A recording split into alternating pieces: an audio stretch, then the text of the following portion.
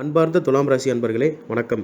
சுக்கிரனோட ராசியில் பிறந்த நீங்கள் மற்றவங்களை எடை போடுறதுல வல்லவர்களாக இருப்பீங்க. வசீகரமான பேச்சுக்கு சொந்தக்காரராக இருப்பீங்க.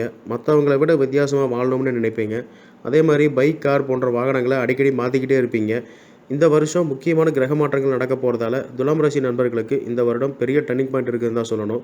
ஆகஸ்ட் வரைக்கும் லாபஸ்தானமான 11ல் ராகு சஞ்சரிக்கிறதால ஒரு நல்ல பலனை அடைய போகிறீங்க.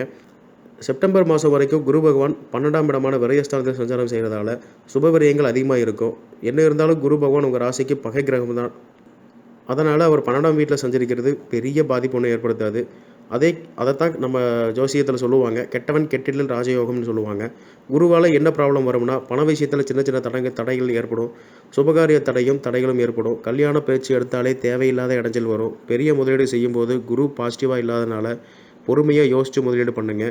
என்னதான் குரு பாசிட்டிவாக இல்லைனாலும் இந்த வருஷத்தோட 7.5 நாடு சனி உங்களுக்கு முடியுது. முதல்ல இருந்த அளவுக்கு பெரிய பிரச்சனை இனிமேல் இருக்காது. ஏன்னா 7.5 சனி முடிஞ்சதே பெரிய டர்னிங் பாயிண்ட் தான். மற்றபடி இந்த வருஷம் உங்களுக்கு சிறப்பான ஆண்டாக அமையும். ராகு மற்றும் சனி பகவானின் பயிற்சி வருவதால் நல்ல சிறப்பான பலன்களை ஏற்படும். ஒரு சிலருக்கு செய்தொழில் மாற்றம் நிச்சயமாக ஏற்படும். 7.5 சனி இந்த வருஷத்தோடு முடிகிறதுனால பழைய கடன்கள் எல்லாம் அடைக்கிறதுக்கு நல்ல வழி கிடைக்கும். இந்த வருஷம் துலாம் ராசிக்காரங்களுக்கு சுபவிரயம் அதிகமாக இருக்கிறங்கிறதுனால எதுலேயுமே கொஞ்சம் நிதானமாக யோசித்து செலவு பண்ணுங்கள்.